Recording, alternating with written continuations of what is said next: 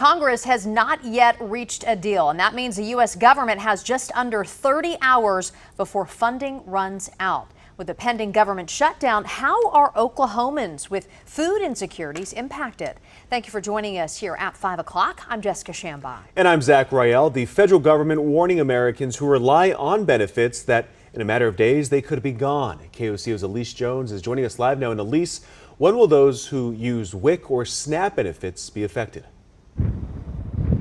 Well, Zach, if the government does shut down, those programs would shut down as well. But the state agency who oversees these benefits says that it wouldn't impact Oklahomans immediately.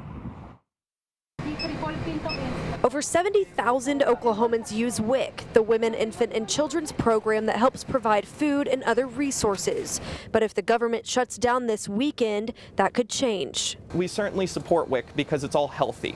You're not getting a burrito from the gas station or anything like that. Everything is a prescription and it's made specifically for the moms and for the babies. So we hope that it can just remain at least the way it is. Primetime Nutrition says 97% of their products are WIC approved, and they see families every day using these benefits. You don't feel like you're unwanted to walk through the door. You're certainly not judged for being on WIC. We need you. We can't be open without the WIC people. The customers will come in, they swipe their cards, and we print out a receipt that says exactly all of the benefits that they have available. We go down the list. They pick, hey, would you like all of your milk today? No, only 2 gallons. Perfect. We ring them up for 2 gallons, bag it. Now with the shutdown looming, customers who rely on these benefits could be impacted. But the state says the impact wouldn't be for a month or so. The state health department who oversees Oklahoma's WIC program told KOCO today they don't expect the impact to be immediate, but they don't have a full picture of the potential local impact.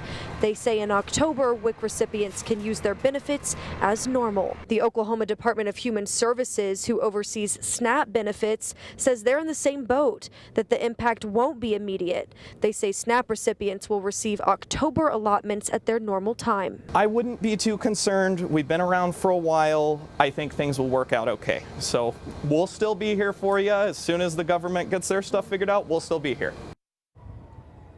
Now, there are people who would be impacted immediately if there were to be a shutdown, like federal employees. Coming up tonight at 6, we spoke with the Regional Food Bank of Oklahoma about resources available for anyone in need. Reporting live in Oklahoma City, Elise Jones, KOCO 5 News.